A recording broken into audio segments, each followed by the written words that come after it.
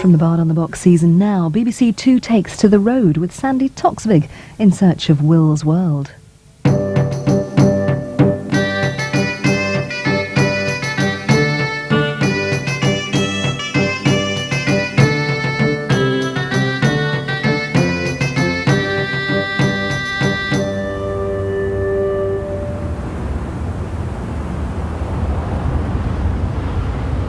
There isn't much of the city wall of London left, and what there is, frankly, could do with some serious repointing. But in Elizabeth I's time, this city wall went right around the city, inside which theatres were forbidden. So they were all in the Elizabethan suburbs on the outside of the wall. And that's where I'm heading. Yes, love. At Curtain Road, number 86, please. Yeah, right, you are.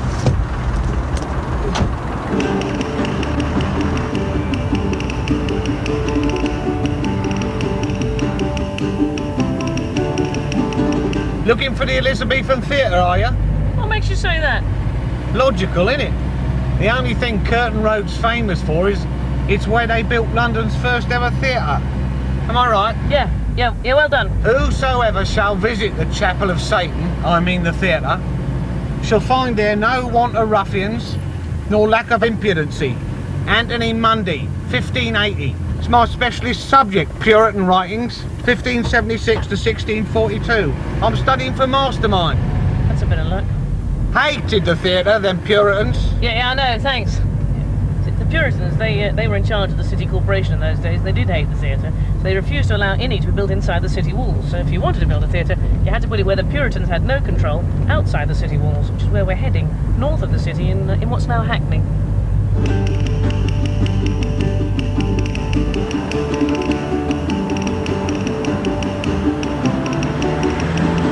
The theatre, 1576. London's very first theatre, brilliantly called The Theatre, which kept the entertainment listings to a minimum. But here was performed A Midsummer Night's Dream, The Merchant of Venice, Henry IV Parts 1 and 2, Romeo and Juliet, Love's Labour's Lost, Henry VI, all of his parts, Titus Andronicus, a veritable surfeit of Shakespeare. I suppose you already know where we're going next. Hewitt Street, just round the corner. 10 out of 10.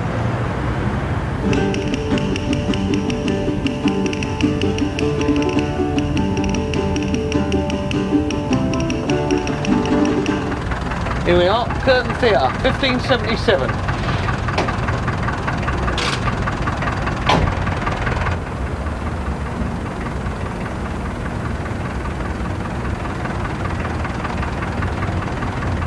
Makes you feel proud to stand near the site of the Curtain Theatre.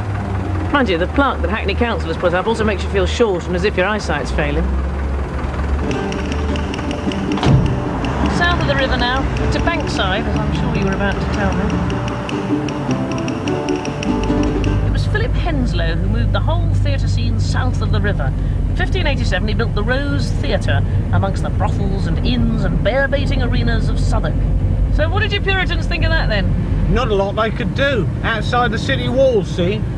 Joke of it is, the area was run by the Bishop of Winchester, who actually owned two of the whorehouses. You wouldn't get that kind of thing happening these days, huh? About 5 years ago, they demolished an office block in the area and they discovered the foundations of the actual Rose Theatre. It's incredibly exciting.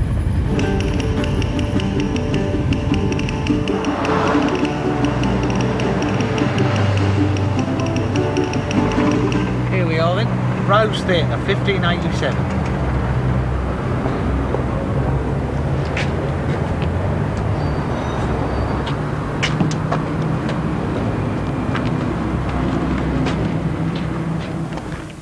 Can't make head or tail of it.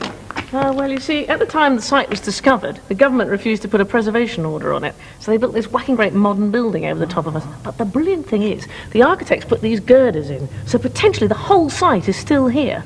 They've got the water and the concrete protecting it at the moment, and, well, they just need a few million to dig it out again. Right, Globe next. Oh, where's the cab? No, it's only around the corner. All right, thanks, Fred. Here we are, the Globe, 1599.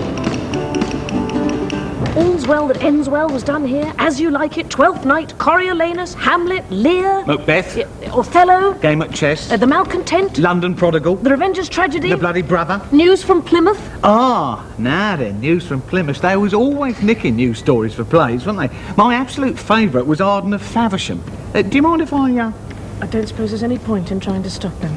The lamentable and true tragedy of Mr. Arden of Kent, who was most wickedly murdered by his disloyal and wanton wife, who hired 2 desperate ruffians, Blackwell and Shackbag, to kill him, wherein is shown the great malice and dissimulation of a wicked woman. Now, that's what I call theatre. A potted history of the Globe. The original Globe was built with the timbers from the old theatre at Shoreditch, kind of Elizabethan recycling. Shakespeare was one of the co-owners, and it's amazing to think that 3,000 people could have come and watched a play at the old Globe. Because it wasn't all smooth sailing. In 1613, they were doing a production of Henry VIII, when a particularly zealous stage manager set off a cannon, set fire to the theatre, and the whole thing burnt down. But they did rebuild it, and it flourished until those dreary old Puritans decided to close all the theatres in London down. So the Globe was demolished to make way for splendid tenements. And in 1949, a young, idealistic actor from America called Sam Wanamaker came looking for the Globe in London and was surprised he couldn't find it. And he started a campaign to rebuild the Globe using traditional methods, and that's what they're doing all around me. You should be able to buy your tickets about 1996, I reckon. Of course, it was a lot more fun to be in the audience in Elizabethan times, much more like being in a modern comedy club instead of some stuffy theatre. There was beer and food for sale all the way through the performance, ale, fruit and nuts. Not just for eating, you could chuck it at the actors. It was heckling and hissing and smoking. The said plays are the ordinary places of meeting for all vagrant persons, horse stealers, whoremongers, cousiners, coonie-catching persons, practices of treason and such like. Lord Mayor of London, 1594. Oh, I believe it was, yeah. Oh, listen, I've got a ticket for the National tonight, but I need to do a bit of shopping, Reg. I want to behave like a proper Elizabethan audience.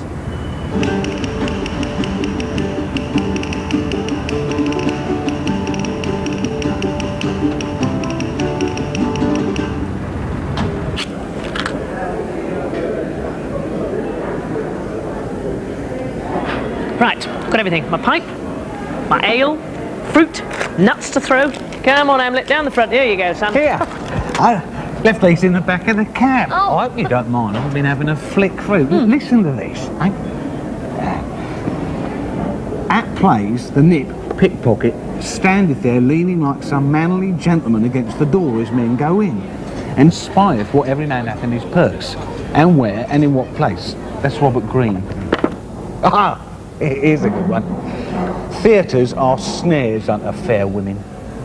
In the playhouses in London, it is the fashion of youths to go first into the yard and to carry their eye through every gallery, then, like ravens when they spy the carrion, thither fly, and either bring them home to their houses on small acquaintance, or slip into taverns when the plays are done. Oh, I better go. Yeah. Thanks very much. No, listen, you keep the books. Yeah, it's been real good fun. Oh, that's not just a job. No, no problem. I've got all my stuff for the theatre. Elizabethan, eh? Yeah, well, take care, Reg. Tomorrow is St. Valentine's time, only in the morning time. And I am I that short to be your Valentine. What's with you being Elizabethan? Then up rose and down it goes, and up the chamber door. Let in a maid that's out a maid, never departed more.